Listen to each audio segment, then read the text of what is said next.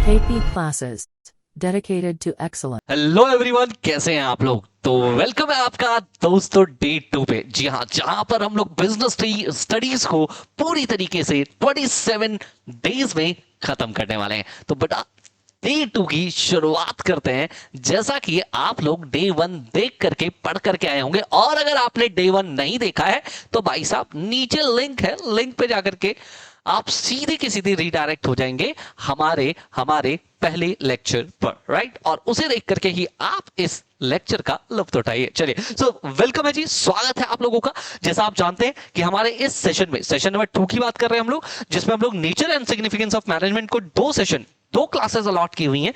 अब हम आज सेशन नंबर 2 की चर्चा कर रहे हैं। इससे पहले कि मैं इस लेक्चर को शुरू करूं, मैं आपको बता दूं कि अगर आप इस लेक्चर की पीडीएफ लेना चाहते हैं फॉर फ्री, तो आप हमारा ऐप डाउनलोड कर सकते हैं। अगर आप एंड्रॉइड यूजर हैं तो केपी एग्जाम प्रेप आप जाकर के डाउनलोड करेंगे बेटा। और अगर आप आईओएस क्लास प्लस अगर आप आईओएस यूजर हैं तो क्लास प्लस ऐप जो है डाउनलोड करेंगे और वहां पे ओआरजी कोड डालेंगे बेटा, ICO। उसके बाद आप होम पेज पे जाएंगे। होम पेज पे जाकर के आप क्या करेंगे बेटा, साइड पैनल में जाएंगे, फ्री कंटेंट में आप इन रिसोर्सेज को प्राप्त कर सकते हैं। ये क्लास आपको इसी YouTube चैनल पे मिल रही है, तो भैया ये YouTube चैनल आपके लिए इंपॉर्टेंट है, आप इसको जरूर से सब्सक्राइब कर लीजिए, बेल आइकन दबा दीजिए साथ के साथ, राइट। चलिए, ये कुछ हमारी बुक्स है। अगर आप हमारे साथ मिल करके फुल फ्लेज बढ़िया तरीके से सीयूईटी की तैयारी करना चाहते हैं तो ये बुक्स है जो आपको हमारे साथ मिल जाएंगे बेटा। अगर आप ह्यूमैनिटीज के लिए आना चाहते हैं, ये आपके पास उड़ान बैच है हमारे पास। अगर आप साइंस के लिए आना चाहते हैं, उड़ान बैच साइंस के लिए भी है। सेपरेटली अगर आप चाहते हैं सर हम सिर्फ जनरल टेस्ट और लैंग्वेज टेस्ट देना चाहते हैं, तो ये हमारे पास एक और बैच आपके सामने है बेटा, राइट। अगर आप कॉमर्स के स्टूडेंट हैं और मिलकर के तैयारी करना चाहते हैं हमारे साथ, तो भैया ये आपके पास है उड़ान बैच कॉमर्स के लिए। और अब हम शुरू करते हैं अपने टॉपिक 2 की, राइट, डे 2 की, राइट। चलिए स्टार्ट करें। देखिए, ध्यान से देखिएगा। सबसे पहले हम लोग बात करना चाहते हैं management as an art. Sir, management as an art क्या होता है? देखो, एक चीज समझना, आर्ट इज समथिंग, आर्ट का मतलब क्या है? आर्ट इज समथिंग जो कहीं ना कहीं पर्सन टू पर्सन डिफर करता है। हाँ सर, बिल्कुल सही बात है भाई। जब हम आर्ट कह रहे हैं तो आर्ट का मतलब क्या? तुम्हारे लिए अलग, मेरे लिए। मैं जैसे तुमको कहता हूं कि तुम एक डॉग बना के दिखाओ, क्या मैं as it is same dog बना सकता हूं क्या? शायद हाँ, शायद ना। मतलब जनरली क्या होता है, आर्ट में जो चीजें हैं वो डिफरेंट डिफरेंट हो सकते हैं, बट साइंस में ऐसा नहीं होता। साइंस में कॉज एंड इफेक्ट रिलेशन होता है बेटा, राइट। ये सर बिल्कुल सही बात है। हम लोग जानना चाहते हैं मैनेजमेंट एज एन आर्ट। पहले तो हम समझ लेते हैं आर्ट होता क्या है। पहले हम इस बात पे चर्चा कर लेते हैं आर्ट होता क्या है। आर्ट एक स्किलफुल एंड पर्सनल एप्लीकेशन है ऑफ एग्जिस्टिंग नॉलेज। आपके पास जो नॉलेज है उसकी बात कर रहे हैं, तो achieve the desired result, right. तो जो स्किलफुल एंड पर्सनल एप्लीकेशन है, पर्सनल, जी हाँ। अरे भाई, कोई चीज आपने सीखी, फॉर एग्जांपल मैंने अभी आपको मैंने कोई लेट्स से टॉपिक पढ़ा दिया और मैंने आपसे कहा कि आप इसे लिख के दिखाओ, और किसी दूसरे पर्सन को कहा लिख के दिखाओ, तो क्या तुम दोनों का आंसर सेम होगा? नहीं। क्यों? क्योंकि भैया यहां पर पर्सनल एप्लीकेशन आ गया ना बेटा। क्या आ गया यहां पर? पर्सनल एप्लीकेशन आ गया सर, बिल्कुल सही बात है सर, पर्सनल एप्लीकेशन आ गया। It can be acquired through the study, observation and experience. कैसे एक्वायर किया जा सकता है बेटा? स्टडी से, ऑब्जर्वेशन से एंड एक्सपीरियंस से। Study, observation and experience. Sir, science art, since art is concerned with the personal application of the knowledge, some kind of ingenuity and creativity is required, right। अभी देखो, कहीं ना कहीं जब हम आर्ट की बात करते हैं तो इसमें पर्सनल एप्लीकेशन आने वाला है, और क्योंकि पर्सनल एप्लीकेशन आने वाला है तो आपको बेटा यहां पर जो है अपनी जेन्युइन चीजें ही डालनी पड़ेंगी, अपनी चीजें ही बतानी पड़ेंगी। बेसिक फीचर क्या है आर्ट के बेटा? सबसे पहले एग्जिस्टेंस ऑफ थ्योरेटिकल नॉलेज। अगर थ्योरेटिकल नॉलेज नहीं है, थ्योरेटिकल नॉलेज की एग्जिस्टेंस नहीं है, तो ऑब्वियसली आप उन आर्ट को यूज नहीं कर पाएंगे। तो art pursue the existence of certain theoretical knowledge. अगर आपके पास जैसे अगर आप देख लो, डांसिंग की बात करते हैं तो डांसिंग आनी चाहिए आपको, पब्लिक स्पीकिंग आनी चाहिए, एक्टिंग आनी चाहिए, म्यूजिक आना चाहिए, तभी आप उसमें अपनी चीजें डालोगे। अगर आपको ये चीजें आती नहीं है तो इसमें आप अपनी चीजें क्या डालोगे? पर्सनलाइज एप्लीकेशन होता है बेटा। पर्सनलाइज एप्लीकेशन का मतलब क्या होता है? अगर दो डांसर्स के डांस देखो, शायद उन्होंने एक ही जगह से सीखा हो, लेकिन दोनों का डांस क्या होगा बेटा? अलग अलग होगा। स्पीकर्स, एक्टर्स, राइटर्स, ये सब अपने पर्सनलाइज्ड एप्लीकेशंस जो है वो यूज करते हैं कहीं ना कहीं, right, based on the practice and creativity. आप जितनी प्रैक्टिस करोगे ना उतने आपके आर्ट में निखार आता रहेगा। और भाई क्रिएटिव कितने हो इस पे भी एक बात डिपेंड करता है। हमें पता है कि म्यूजिक की जब हम बात करते हैं तो यहां पर 7 ही नोट है, सा रे गा मा पा धा नि सा। बट क्या सारे लोग एक जैसा गा पाते हैं क्या, जबकि सबको ये नोट्स पता है? नहीं सर, बिल्कुल भी नहीं, सारे लोग एक जैसा बिल्कुल नहीं गा पाते। द कंक्लूजन इन दैट कि management can be said to be an art since it satisfy the following criteria. कौन कौन से क्राइटेरिया सर? देखिए, अ सक्सेसफुल मैनेजर हमेशा क्या करेगा, वो बेटा प्रैक्टिस करेगा। वो क्या करेगा बेटा? प्रैक्टिस। तो भैया प्रैक्टिस वाला क्राइटेरिया फुलफिल हो रहा है। The art of management in day to day job of managing an enterprise, right? There is lot of literature available in various areas of management, like marketing में, finance में, human resources में, हर जगह पे आपको दिखाई देगा। और इसीलिए थ्योरेटिकल नॉलेज जो है वो बहुत इंपॉर्टेंट है। तो आपने जो पहला पॉइंट पढ़ा थ्योरेटिकल नॉलेज, तो यहां पर भी आपके पास क्या होना चाहिए बेटा? आर्ट में भी थ्योरेटिकल नॉलेज होना चाहिए और मैनेजमेंट पे भी आपके पास थ्योरेटिकल नॉलेज होना चाहिए, राइट? यस सर, बिल्कुल सही बात है। चलिए सेकंड पॉइंट पे आ जाते हैं। कह रहे there are various theories of management as propounded by many management thinkers which prescribe certain universal principles। अब यहां पर कुछ universal principles हैं, right? A good manager works through the combination of practice, creativity, imagination, initiative and innovation। A manager achieves perfection after long practice। बार बार अगर आप practice करेंगे, जैसा कि आप जानते हैं, हमने आर्ट्स में भी देखा था। कहां देखा था? आर्ट्स में भी देखा था कि भाई साहब बार बार आपको प्रैक्टिस करना पड़ता है। ठीक वैसे यहां पर भी आपको बार बार क्या करना पड़ेगा बेटा? प्रैक्टिस करना पड़ेगा अच्छा मैनेजर बनने के लिए, राइट? Yes sir. एक मैनेजर जो है अप्लाइज दिस एक्वायर्ड नॉलेज, वो जो उसने एक्वायर किया है नॉलेज ना, उसको वो अप्लाई करता है। वो उसको क्या करता है बेटा? अप्लाई करता है। और क्योंकि वो उसको अच्छे से अप्लाई करेगा तभी वो कहीं ना कहीं स्किलफुल मैनर में, light of the realities of given situation, he is involve in the activities of the organisation, studies criteria situations and formulates his own theories use in a given situation। This given rise to the different type of the management। कहीं ना कहीं आप देखिए यहां पर क्या बोल रहे हैं कि अगर आप अपने थ्योरीज को लगा रहे हो, आप अपने इनोवेशंस को लगा रहे हो, आप अपने स्किल्स को लगा रहे हो, आप अपने कैपेबिलिटीज अलग तरीके से दिखा रहे हो, तभी आप ट्रेंड हो पाएंगे बेटा, राइट? मोटिवेशन आपको मिल पाएगा, क्रिएटिविटी इमेजिनेशन जो है वो और ज्यादा आप डेवलप कर पाएंगे। तो इस सेंस में भी हमें ये दिखता है कि कहीं ना कहीं मैनेजमेंट आर्ट ही है, राइट? अब हम बात कर लेते हैं क्या मैनेजमेंट साइंस भी है क्या? जी हाँ, मैनेजमेंट साइंस भी है क्या? पहले हम समझते हैं कि साइंस होता क्या है। तो science is a systematised body of knowledge. What is systematise? भाई बहुत सिस्टमेटिक है ना। अगर एक बात बताओ, अगर ऊपर से कोई कूदेगा तो कहां जाएगा? नीचे। हाँ जी, ऊपर से कोई कूदेगा तो कहां जाएगा? नीचे। because of the law of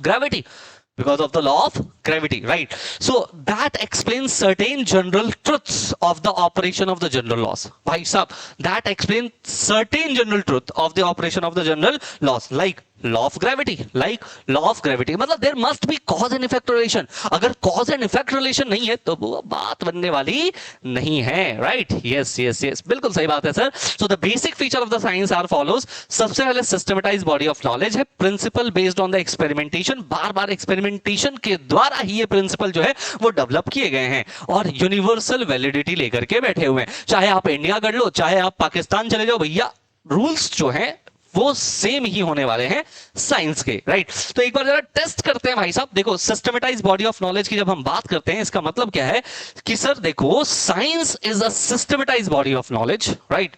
systematise मतलब जहां पर कॉज है और इसका इफेक्ट है, तभी तो हम इसको सिस्टमेटिक कह रहे हैं ना। कॉज एंड इफेक्ट रिलेशनशिप है। The principle are based on the cause and effect relationship phenomena, जैसे कि आप ग्रेविटी वगैरह इसके अंदर ले सकते हैं कि कोई ऊपर से कूद रहा है तो नीचे गिरेगा, राइट? चलो, प्रिंसिपल बेस्ड ऑन एक्सपेरिमेंटेशन, वो प्रिंसिपल जो कि बेस्ड है किसके ऊपर बेटा? एक्सपेरिमेंटेशन के ऊपर। हाँ जी, ऐसा नहीं कि जब मन उठा मैंने बोल दिया ऐसा होगा वैसा होगा ये होगा। अरे भाई एक्सपेरिमेंट करके प्रूफ दो। अगर प्रूफ दे पाओगे तभी ये साइंस सिद्ध होगा। कॉज एंड इफेक्ट रिलेशन है। Scientific principles are first developed, पहले इनको क्या किया गया बेटा? डेवलप किया गया थ्रू द ऑब्जर्वेशंस के थ्रू, और फिर उसके बाद एक्सपेरिमेंटेशन इसके ऊपर किया गया, राइट? यस सर, बिल्कुल सही बात है। तीसरे पॉइंट पे चलते हैं बेटा। हम कह रहे हैं सर यूनिवर्सल वैलिडिटी लेकर के बैठे, चाहे इंडिया, चाइना, पाकिस्तान, कहीं चले जाओ दोस्त, आपको इसका यूनिवर्सल वैलिडेशन मिलेगा। भाई हर जगह पे आपका साइंस सेम रहने वाला है, चेंज नहीं होगा। कंक्लूजन क्या निकलता है? तो कह रहे हैं sir management has some characteristics of science. Sir 100% science नहीं है management. Yes, management is not 100% science, ये याद रखिएगा बेटा, मैनेजमेंट 100% साइंस नहीं है। चलिए समझते हैं इसको ध्यान से। देखिए बेटा, management has a systematised body of knowledge.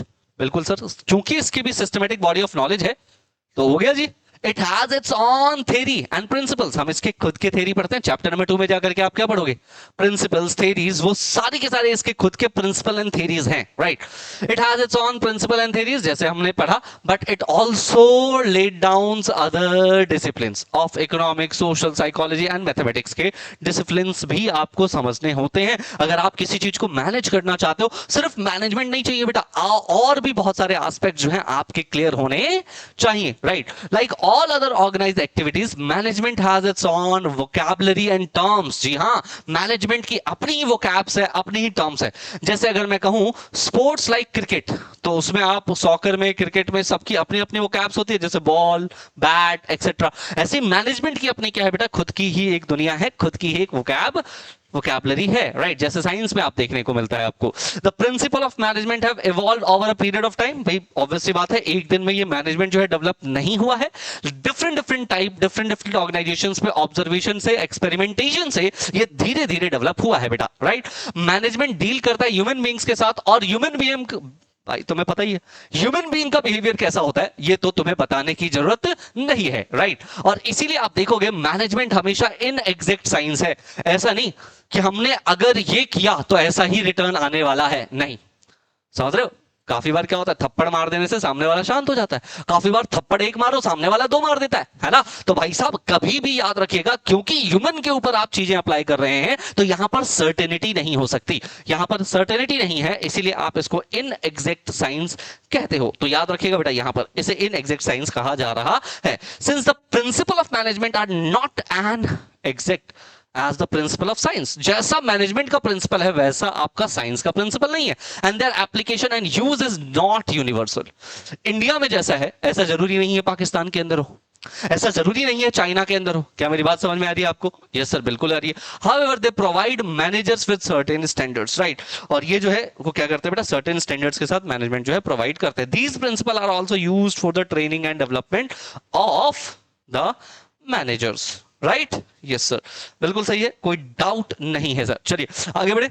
बिल्कुल, देखिए बेटा,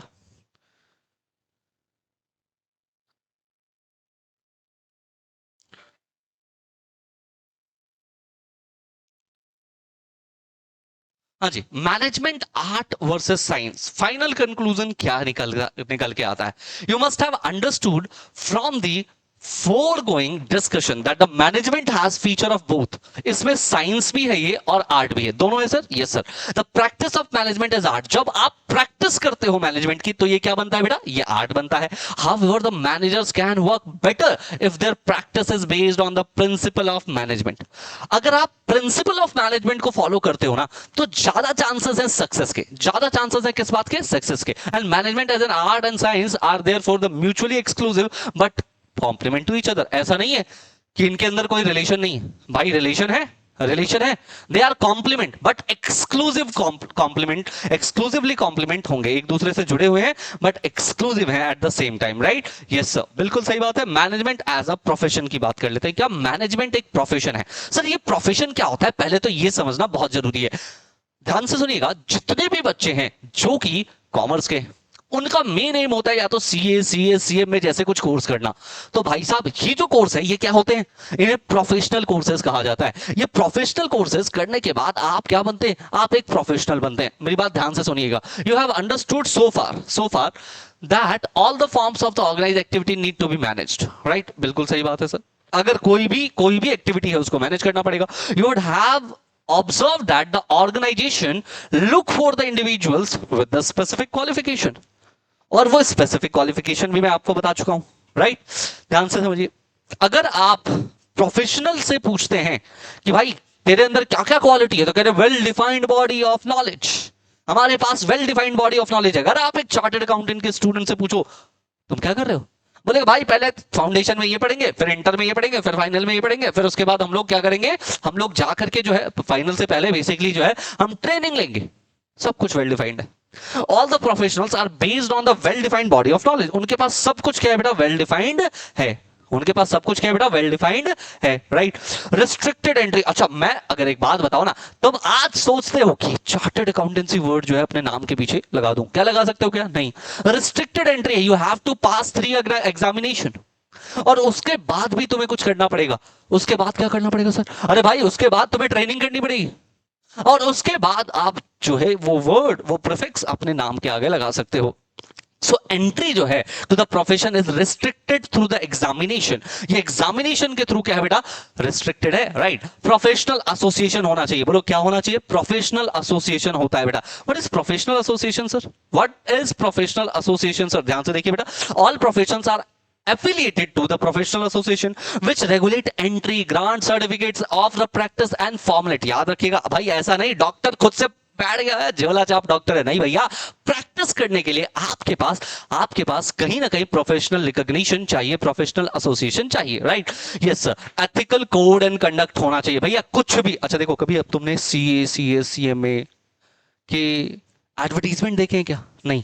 क्यों, क्योंकि इनके कोड ऑफ कंडक्ट में मना किया गया है, इनके रूल्स में, इनके रेगुलेशंस में ये चीजें मना की गई है। तो professional are bound by the code of conduct, rules and regulations, right. जैसे डॉक्टर्स की बात कर लीजिए, वो ओथ लेते हैं कि वो एथिकल प्रैक्टिस करेंगे, वो बिल्कुल शपथ लेते हैं कि भैया वो पेट के अंदर जो है वो तौलिया वगैरह नहीं छोड़ेंगे, इस बात की शपथ ली जाती है, हाँ बिल्कुल, राइट। सो सर्विस मोटिव होना चाहिए भैया। जब भी आप प्रोफेशनल बनते हो तो आपका मेन मोटिव क्या होता है, सर्विस करना होता है, rather than to get the पैसा। पैसा इज बाय प्रोडक्ट, वो आ ही जाता है। सो कंक्लूजन क्या निकलता है कि अगर हम मैनेजमेंट की बात करें, क्या मैनेजमेंट प्रोफेशन है, management does not meet exact criteria of profession, however it does have some of the feature of the profession, और इसीलिए हम कहते हैं पार्टली है भैया, थोड़े हद तक है। All over the world there is a marked growth in the management as a discipline, right?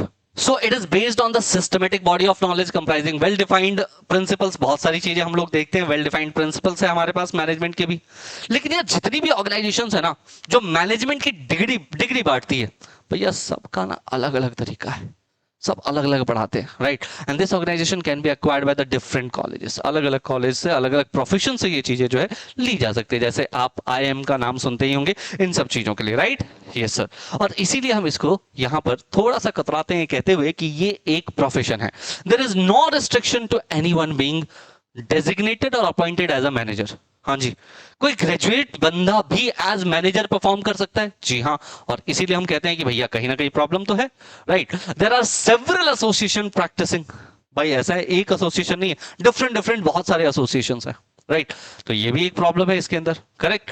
The basic purpose of the management is to help the organisation, और इसीलिए याद रखिएगा यहां पर जो है इस तरह के इश्यूज जो है हमें देखने को मिल जाते हैं। करेक्ट है सर, बिल्कुल करेक्ट है बच्चों। यहां तक आप लोगों को अगर किसी भी तरह का कोई डाउट है तो याद रखिएगा आपको करना क्या है, आपको अपने, जी हाँ, अपने भाई साहब जो बॉक्स है ना वहां जाकर के टाइप कर दो ये प्रॉब्लम है, आपको तुरंत से आंसर मिल जाएगा, राइट। चलो आ जाओ जी, लेवल ऑफ मैनेजमेंट की हम बात कर लेते हैं। कितने लेवल है हमारे पास मैनेजमेंट के, इसकी चर्चा हम लोग कर लेते हैं बेटा, ध्यान से देखिएगा।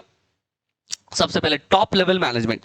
सर तीन लेवल्स में हम मैनेजमेंट को डिवाइड करते हैं। सबसे पहला जो लेवल है उसकी बात कर लीजिए तो है टॉप लेवल मैनेजमेंट। क्या है बेटा, top level management. They consist of the senior most executive of the organisation by whatever name they are called, चाहे चेयरमैन कह लो, सीएफओ कह लो, सीईओ कह लो, चीफ ऑपरेटिंग ऑफिसर कह लो, प्रेसिडेंट कह लीजिए, वाइस प्रेसिडेंट कह लीजिए, टॉप मैनेजमेंट ही ये सारे नाम आते हैं। एक बात बहुत ध्यान से सुनना बच्चों, बहुत ध्यान से।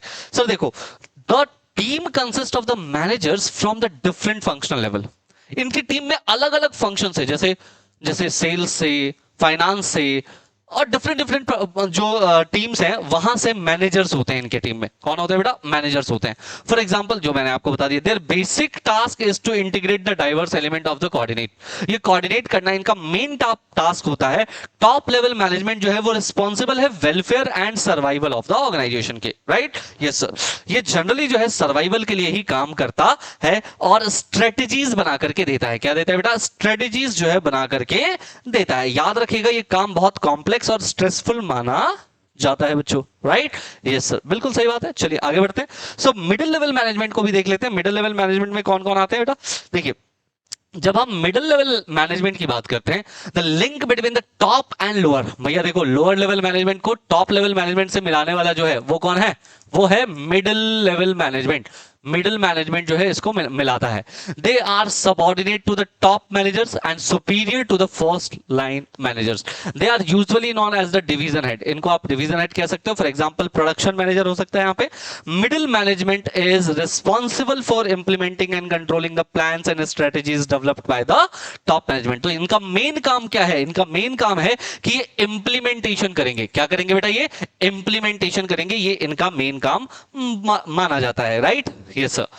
उसके अलावा अगर आप आगे बढ़ते हो तो आप देखोगे सुपरवाइजरी और ऑपरेशनल लेवल मैनेजमेंट भी है हमारे पास। ये इसका क्या काम है बेटा, ये भी समझना बहुत जरूरी है। जो सुपरवाइजरी लेवल मैनेजमेंट है, जैसे फोरमैन की बात कर लीजिए या सुपरवाइजर की बात कर लीजिए, वो लोअर लेवल मैनेजमेंट है and their authority and responsibility is limited according to the plans drawn by the top level management. भाई टॉप लेवल मैनेजमेंट ने प्लान जो बना दिया है उसके अकॉर्डिंग ही आपको काम करना पड़ेगा। Sir, supervisory management plays a very important role in the organizations since they interact with the actual workforce and pass on restrictions of the middle management, right? Though their efforts, quality of output is maintained, wastage of material is minimized and safety standards are maintained. याद रखिएगा भैया, ये जो है main काम इनका क्या है भैया, देखना कि लोग वर्कर लोग काम कर रहे हैं या नहीं कर रहे हैं, सेफ्टी स्टैंडर्ड कैसे हैं, वेस्टेज वगैरह ज्यादा हो रही है नहीं हो रही, मतलब कम हो रही है नहीं हो रही, ऑब्वियसली इन सब चीजों को मेंटेन रखने का इनका मुख्य कार्य माना जाता है, राइट। यस सो चलिए जी अगले टॉपिक पे चले। Functions of management. What are the functions, planning, organising, staffing, directing, controlling, ये सारे के सारे फंक्शंस माने जाते हैं। भाई ये सब जाकर के आगे एक एक चैप्टर बन जाता है, राइट। तो बहुत ज्यादा नहीं, बहुत जल्दी जल्दी से इसके बारे में समझते हैं। प्लानिंग का मतलब क्या होता है कि हम फ्यूचर के, हाँ जी, क्या करना है, क्या करना है, किसके द्वारा होना है, उन प्रॉब्लम्स को जब हम डिसाइड कर रहे होते हैं तो उसको क्या बोलते हैं बोलो सर, उसको आप कहते हो प्लानिंग। जी हाँ, उसको हम कहते हैं प्लानिंग। फिर आता है बेटा क्या हमारे पास ऑर्गेनाइजिंग, जहां पर हम क्या करते हैं, असाइन करते हैं ड्यूटी, ग्रुप को ग्रुपिंग टास्क और स्टैब्लिश करते हैं अथॉरिटी को, तो इसको हम क्या बोलते हैं बेटा, ऑर्गेनाइजिंग, राइट। स्टाफिंग का मतलब क्या होता है, स्टाफिंग मतलब जहां पर राइट प्लेस पे राइट बंदा होना चाहिए, उसको क्या बोलते हैं बोलो, स्टाफिंग बोलते हैं sir, right. Recruitment, selection, placement, ये सब कुछ अलग से डिफरेंट चैप्टर के अंदर हमें पढ़ना ही है बेटा। एंड देन आता है बेटा डायरेक्टिंग, जहां पर लीडिंग, इन्फ्लुएंसिंग, मोटिवेटिंग एम्प्लॉइज जो है वो इन्वॉल्व होता है, उसको बोलते हैं डायरेक्टिंग। कंट्रोलिंग का मतलब क्या होता है, जहां पर आप मॉनिटर कर रहे हो चीजों को कि जो मैंने प्लान किया था उसके अंदर, उसके अकॉर्डिंग मेरे रिजल्ट्स मुझे मिल रहे हैं या नहीं मिल रहे, उसको हम बोलते हैं कंट्रोलिंग। क्या बोलते हैं बेटा, कंट्रोलिंग, राइट। यस, ये एक टॉपिक है जो आपके लिए इस चैप्टर के अंदर बहुत इंपॉर्टेंट है और इस पे हम थोड़ा सा इसीलिए लगाएंगे समय, right. And this topic is coordination. जी हाँ, coordination the essence of management, coordination the essence of management. इस पे ध्यान से सुनिएगा जरा। You have understood by now that management क्या है, कैसे अपने काम को परफॉर्म करता है। A manager has to link diverse group, है ना, डिफरेंट डिफरेंट ग्रुप है एक ऑर्गेनाइजेशन के अंदर, towards achieving the common goal. Common goal को अचीव करने के लिए एक मैनेजर को काम करना पड़ता है। The process by which a manager synchronizes the activity of the different department is known as coordination। इसी को आप क्या बोलते हैं बेटा, इसी को आप coordination कहते हैं, राइट। यस सर, बिल्कुल सही बात है। The coordination is a force। coordination क्या है बेटा, coordination is the force that binds all the other function of management। भाई एक ऐसा फोर्स जो लगाया गया सारे के सारे लोगों को, भाई तुम्हें ये करना है, तुम्हें ये करना है, तुम्हें बता दिया गया, right. in the common thread that runs through all the activities such as purchase, production, sales, finance, ये सब कुछ क्या है, कोऑर्डिनेट होना चाहिए ना।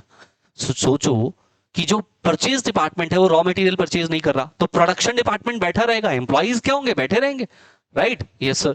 सो coordination is sometime considered as separate function of management. काफी बार इसको हम एक सेपरेट फंक्शन ऑफ मैनेजमेंट बोलते हैं और it is however the essence of management. लेकिन फिर भी अगर ठीक से देखा जाए तो हर जगह पे, चाहे प्लानिंग हो, ऑर्गेनाइजिंग हो, स्टाफिंग हो, हर जगह पे आपको कोऑर्डिनेशन की जरूरत पड़ने वाली है, इसलिए एसेंस ऑफ मैनेजमेंट भी कहा जा सकता है। The process of coordination of activity of an organisation begins with the planning stage, right. और यानी कि टॉप लेवल मैनेजमेंट से स्टार्ट होता है और नीचे तक, बॉटम तक ये जाता है, right. Yes so, right. So coordination integrated group efforts, तो इंटीग्रेट करता है ग्रुप एफर्ट्स को, ध्यान से समझिएगा बेटा। तो कोऑर्डिनेशन बेसिकली जो है वो जोड़ता है किसको बेटा, ग्रुप एफर्ट्स को। भाई टॉप लेवल मैनेजमेंट के बाद मिडिल मैनेजमेंट पे जितने भी मैनेजर्स हैं और उसके बाद जितने भी फोरमैन्स हैं उन सबको इट गिव्स कॉमन फोकस, सबको किसके टुवर्ड्स काम करना है, ये कॉमन फोकस कहां से आता है बेटा, वो यहीं से आता है आपके पास, राइट? यस सर, बिल्कुल सही बात है। चलिए आगे बढ़े। Coordination ensures unity of action. अच्छा एक बात बताओ, जब सारे लोग कोऑर्डिनेटेड हो तो यूनिटी ऑफ एक्शन बनेगा, बिल्कुल sir. So the act as a binding force between the departments and ensure that all the action is aimed at achieving the goal of the organisation. सारे के सारे लोग जो हैं अपने गोल को अचीव करने की तरफ जो है वो लगे होते हैं, right? Yes, coordination is not an one time function but a continuous process. भाई ऐसा नहीं एक बार कर दिया, वैसे भी कहां आपको मैनेजमेंट एक बार थोड़ी करना है, वो तो बार बार लगातार करना है सर, वैसा ही कोऑर्डिनेशन है। It begins with the planning and continues till controlling। Planning से कंट्रोलिंग तक करना क्या है, कोऑर्डिनेशन। करना क्या है, कोऑर्डिनेशन। क्या बात समझ में आ रही है क्या? यस सर, बिल्कुल आप कोऑर्डिनेशन करते जाएंगे। Coordination is an all pervasive function. Pervasive मतलब जो हर जगह पाया जाता है, यहां वहां इधर उधर हर जगह पे पाया जाता है। Coordination is required at all level, सारे ही लेवल पे इसकी जरूरत होती है of the management due to the interdependent nature. इसका नेचर कैसे बोलो, इंटरडिपेंडेंट है। It integrates the effort of the different department at the different levels, right? Yes, sir. To purchase, the department is responsible for procuring fabric. This then become a basic of the activity of the production department. Finally, sales can take place, right? Yes, sir. अब देखो यहां पर एक example के through बता रखा है जिसके बारे में जानने की ज्यादा आपको जरूरत नहीं है। Coordination is the responsibility of all the manager. भाई मैंने कहा ना परवेसिव हर जगह पाया जाता है, तो ये क्या है, responsibility of all the manager, चाहे टॉप लेवल, मिडिल लेवल या फिर lower level manager. Top level manager की बात करें, कोऑर्डिनेट करना पड़ता है with the subordinate to ensure that all the overall policies for the organisation are duly carried out. Middle level management की बात करें तो कोऑर्डिनेट करता है with both the top level and first level management, right? And उसके अलावा आप देख सकते हो वर्कर्स को भी कहीं ना कहीं यहां पर जो है कोऑर्डिनेट करना पड़ता है अपने प्लान्स के साथ, right? Coordinate is a deliberate function. ऐसा नहीं होए जा रहा है, होए जा रहा है, अरे करना पड़ेगा दोस्त, डेलिबरेटली करना पड़ेगा। A manager has a coordinate the efforts of the different people to a conscious and deliberate manner. Even where the member of a department will incorporate and work coordinate gives a direction that willing a spirit, right? Yes sir, बिल्कुल correct है बेटा। यहां तक आपको कोई doubt, कोई problem, कोई शंका नहीं होनी चाहिए। इंपॉर्टेंस क्या है कोऑर्डिनेशन की, अगर आप ध्यान से देखो, ग्रोथ इन द साइज, आपका साइज डेवलप होगा, आपकी कहीं ना कहीं आपका बिजनेस जो है उसमें डेवलपमेंट में मदद मिलेगी आपको। फंक्शनल डिफरेंशिएशन देखने को मिलेगा आपको, राइट? अगर आप देखोगे फाइनेंस में, अगर आप प्रोडक्शन में, मार्केट में, ह्यूमन में, हर जगह पे, हर डिवीजन में आपको जो है कोऑर्डिनेशन देखने को मिलेगा, राइट? स्पेशलाइजेशन आपको देखने को मिलेगी क्योंकि यहां पर कोऑर्डिनेट कर रहे हैं हर एक लोग, हर एक बंदा जो है वो दूसरे के कह लीजिए डिपार्टमेंट के साथ कोऑर्डिनेट कर रहा है। तो इसीलिए आप देखोगे मॉडर्न ऑर्गेनाइजेशन जो है कहीं ना कहीं स्पेशलाइजेशन पे फोकस करती है। ये हमारा स्पेशलाइज पार्ट है और उसी पे ही काम करती है। Management in the 21st century की अगर हम बात करें कि भैया मैनेजमेंट कैसे काम करती है यहां पर, तो मॉडर्न ऑर्गेनाइजेशन जो है कहीं ना कहीं यहां पर काम करती है इस तरीके से कि सब के सब आपस में कोऑर्डिनेटेड रहे बेटा। Communication is very much important इस कोऑर्डिनेशन में, right? So thank you very much, this is it. आज की क्लास के लिए इतना ही रहेगा बेटा, बाकी मिलते हैं आपसे अगले सेशन में। Thank you very much. Manish Roy signing off. KP Classes, dedicated to excellence.